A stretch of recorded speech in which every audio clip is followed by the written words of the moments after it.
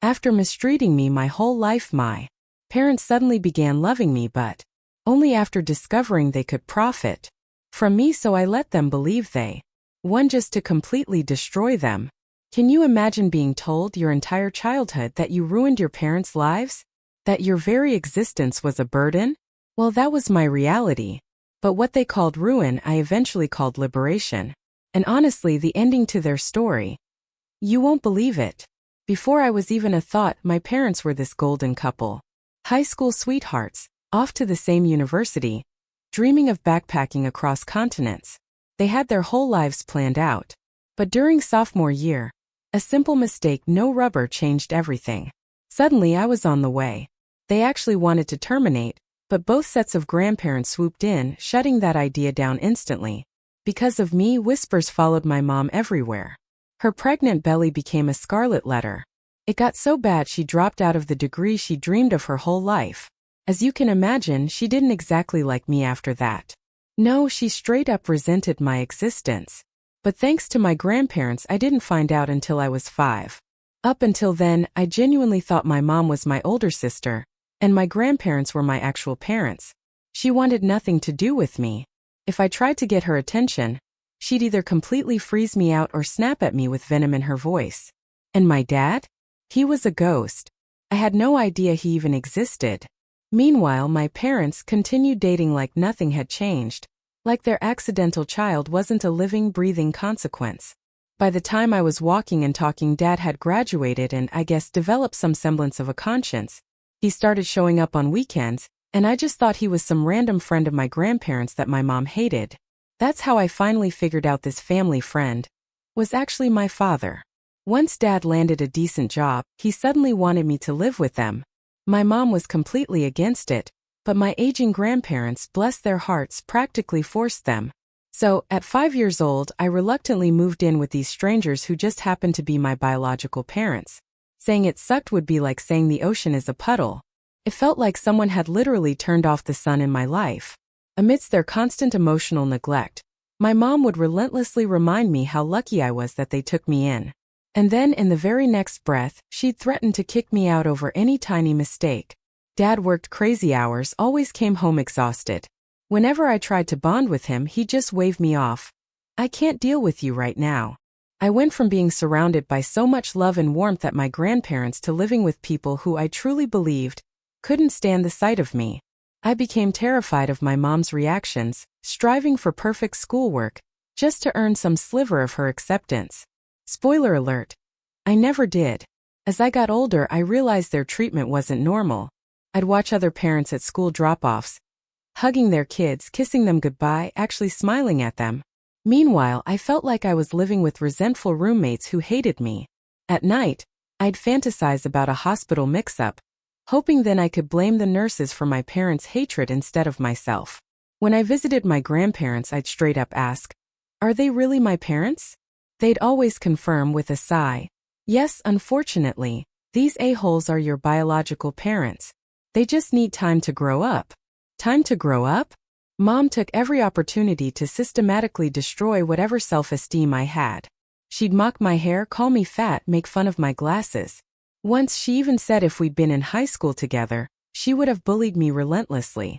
Who says that to their own child? But here's where things got truly terrifying.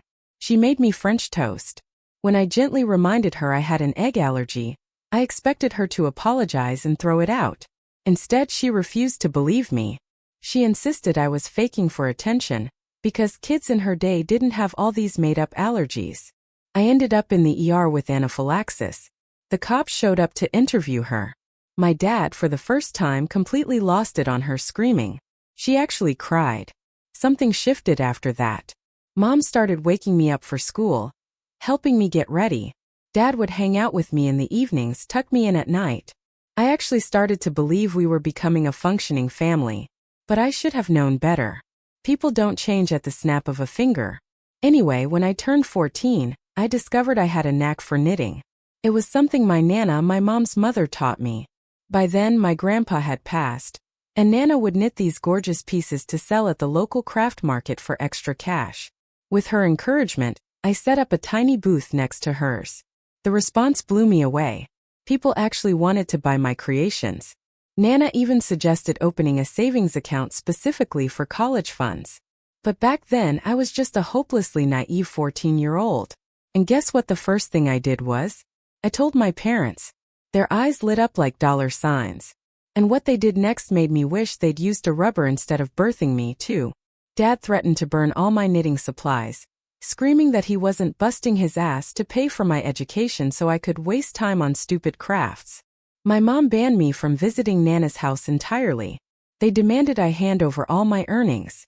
But when I told them Nana was keeping it safe for me, they called her, screaming about how they deserved every penny of my money. That's when it hit me. They hadn't changed. Not one bit. They were still the same selfish, greedy jerks they'd always been. But I wasn't about to give up my passion, or the money that could fund my escape to college. Knowing my parents, they probably wouldn't even help with tuition anyway. I needed to take control of my future. I came up with a whole scheme. I'd tell my parents I was sleeping over at my BFF's house on weekends. She was totally in on it. But I'd actually go to Nana's place to knit and fulfill orders. Nana was crucial in building my business. I also started using Instagram, TikTok, and Facebook to reach more customers. Social media was a game changer. Suddenly, I could share my work with people everywhere. What started as a tiny booth at the local fair became a thriving online shop. Nana helped me open a joint bank account with her as co-owner. I trusted her completely, and thanks to her I could save everything for college. She believed in me when my own parents just wanted to take my money. Then disaster struck. My mom went through my phone one day and discovered I was still running my business behind their backs. All hell broke loose. They screamed at both me and Nana, demanding I withdraw everything I'd earned and hand it over, because, they had raised and taken care of me. I nearly broke down trying to explain the money was for my future education, that I wasn't hurting anyone. Dad ranted about how he couldn't trust me anymore. And Mom forced me to delete my Instagram while she watched. Cleverly, I just deactivated it, planning to reactivate once I was free. They went nuclear with restrictions. No phone access from 9 a.m. to 4 p.m. and midnight to 8 a.m. Location tracking. Monitoring my entire browser history. I got notifications if I search for freaking underwear. Limited hangouts with friends to twice weekly with mandatory check-ins. Occasional, supervised visits with Nana. But absolutely no knitting allowed. The punishment was taking away all communication privileges. Some days I just wanted to run. But at 16 I had nowhere to go. I managed to convince them to let me work at a local coffee shop, but they demanded 25% of those earnings too. I agreed without fighting, giving them their cut while secretly passing the other 75% to Nana for my escape fund. They made life unbearable. Randomly barging into my room to search it, going through all my messages, constantly tracking my location. If I broke any of their insane rules, I'd either get grounded, or they'd take more of my earnings that week. Through it all, I focused on getting perfect grades. I knew a good college was my only ticket out, so I worked my ass off. The night before my 17th birthday, I packed everything I'd bought myself, leaving behind anything they'd given me, including my phone, which I factory reset. My plan was set. Nana picked me up early that morning, and I officially moved out. My parents were shocked. They argued with Nana, threatening to call the cops. I calmly told them to go ahead, since I was 17 and could make my own decisions now. They tried guilt-tripping me, saying everyone would think I was ungrateful for abandoning them. I couldn't care less. When they threatened to withhold college support, I just smiled, knowing I had my own money and scholarship prospects. Walking out of that house felt terrifying yet absolutely liberating. Those first weeks at Nana's were absolute heaven. No more surveillance state. First thing I did was buy a new phone with a new number. Then Nana and I went to the bank so I could convert my minor account to an individual one. Having my own card and account without needing permission felt amazing. I reactivated my Instagram and went back to business. Nana even gave me space in her house for a little studio. Just a week after moving out, I heard through relatives that my parents threw a party to celebrate their newfound freedom. They invited all their child-free friends and posted tons of pics of themselves drinking and laughing like they'd just been released from prison. Not going to lie, that stung. My own parents celebrating my absence just a week later was a brutal reminder of how unwanted I'd always been. Felt like some sick cosmic joke. My paternal grandparents, who'd been traveling the country in their RV for years, were horrified when they heard about the celebration.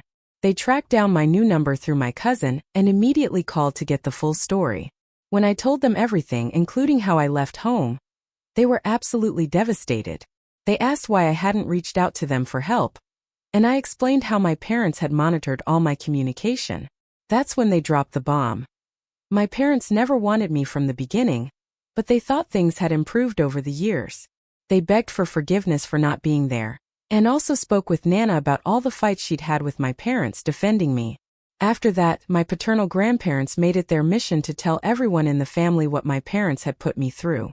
Soon, relatives and family friends started calling to offer support. I was shocked by how many people had my back. Some offered financial help, but I declined.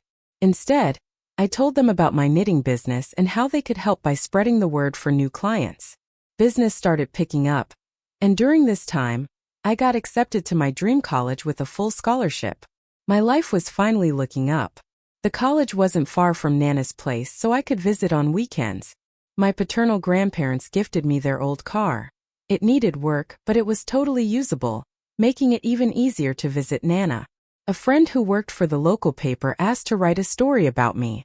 There weren't many teenage entrepreneurs in our area with their own businesses, and she thought my story might inspire other kids in tough situations. After thinking about it, I agreed, hoping if there was another kid out there stuck in a toxic home, they might find some hope. When the article came out, seeing my journey in print felt surreal. Since I was heading to college soon, it felt right to have one last gathering with my real support system. Of course, word got back to my parents and somehow they got my new number. Cue the barrage of texts about what an ungrateful daughter I was, and how they wished they never had me. Dad sent this long rambling guilt trip about how he'd provided for me my whole life. Yet here I was, wasting money celebrating with others. The hypocrisy was mind-blowing, considering they threw a party when I moved out. 6 months since my last update, and life is completely different now. First off, I'm thriving in college. Classes are tough, but I'm maintaining good grades, even with my successful business. Having a degree will be my safety net. I've made incredible friends here who even helped me get more knitting orders. College has opened my world to new experiences and different perspectives. Such a change from the isolation I felt growing up. Oh, and I've been dating this guy Alex for 2 months now. He's pretty great, so we'll see where things go. Every weekend I visit Nana, and we work from her little studio filling orders. Business is booming and the customer feedback is amazing. It's wild how following my passion has given me both financial stability and a real sense of purpose. As for my parents, radio silence these 6 months since my email. According to my grandparents, they received so much backlash from everyone that they decided to sell everything and move out of the country. They're starting fresh somewhere else. Honestly, I don't know where they went and I don't really care. The fact they left without even attempting to apologize or reconcile tells me everything I need to know. I genuinely hope they find happiness wherever they landed, and can finally live the child-free life they always wanted. Meanwhile, I'm focused on building the future I deserve. I'm so grateful to everyone who's followed my journey and offered support. The biggest lesson I've learned is to surround yourself with people who actually believe in you. Thanks to Nana and friends who had my back, I am where I am today. So what do you all think? Have any of you faced a situation where you had to completely cut ties with family for your own well-being? Or maybe you're still figuring out how to navigate that. Share your thoughts in the comments below. I really want to know I'm not alone. They screamed at both me and Nana, demanding I withdraw everything I'd earned and hand it over,